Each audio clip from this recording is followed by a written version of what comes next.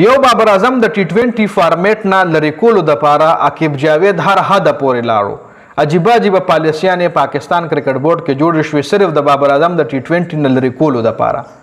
اوس چې کوم کیټګری اناونسمنت شوی دی د کلړیانو کیټګریز جوړ شوی دي نو کې داسې کیټګریز جوړ شوی دي چې مختلف کیټګریز دي. د ټیسټ کلړیانو بل کیټګری جوړه کړې ده, د ون ډے اور د ټي 20 بل کیټګری جوړه کړې ده, د ون ډے اور د ټیسټ بل کیټګری جوړه کړې ده, د ټي 20 بل کیټګری جوړه کړې ده. نو بابر اعظم په داسې کیټګری کې ورچولې ده چې هغه صرف ټیسټ اور ون ډے کیټګری ده, یعنی ټي 20 هغه کیټګری ولا کلړیان نشي کولی. نو بابر اعظم فلحال په داسې کیټګری کې ورچولې دی چې بابر اعظم صرف د ون ډے اور د ټیسټ د پاره ایلیجیبل دی. د ټي 20 فارمیټ د پاره بابر اعظم فلحال ایلیجیبل نه دی. لکه سلیکشن خلوی خبر ده. گورا بابر اعظم کو टी 20 फॉर्मेट से बाहर करने का कोच आकिब जावेद ने नया ड्रामा रचाया, नया प्लान बनाया. बाबर आजम को टी 20 फॉर्मेट से बाहर होने का इम्कान पाकिस्तान क्रिकेट बोर्ड ने नए सेंट्रल कॉन्ट्रैक्ट जारी किया है. ये सब पॉलिसी बाबर आजम को टी 20 से बाहर होने के लिए किया है.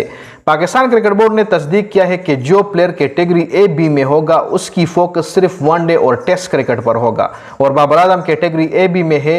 ये सब कुछ बाबर आजम को टी 20 से बाहर करने के लिए किया गया है.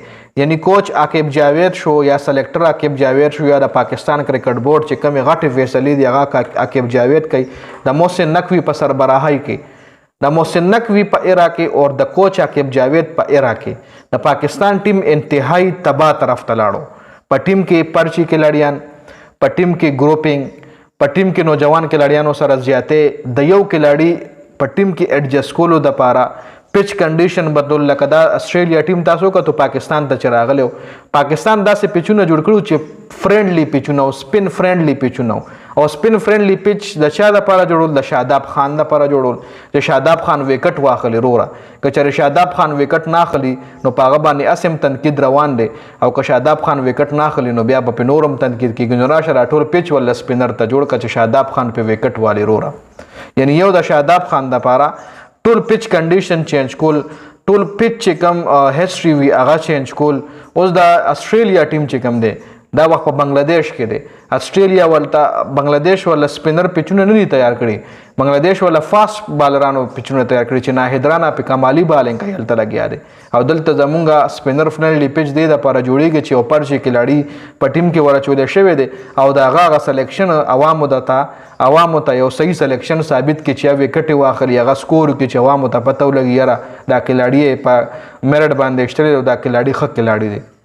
دا زمونږ د بورډ حل لرو اور زمونږ د بورډ چې داسې حل د چنو جوان کلړیان بیخي غي لاړو موقع نه ملاوي. اسامه امیر سفیان مقیم دینه علاوه اوس چې کوم عثمان طارق ته هم د टी 20 نه مکمل لري کوي. عثمان طارق هم د پاکستان په टी 20 پلان کې اړوشتره نه نو نوجوان کلړیان په دې وجه ټیم ته نه پریدي چلته شاداب خان ضرور ده که شاداب خان په موجودګۍ کې نوجوان کلړی ټیم لا پریدي دا غزه ختميږي.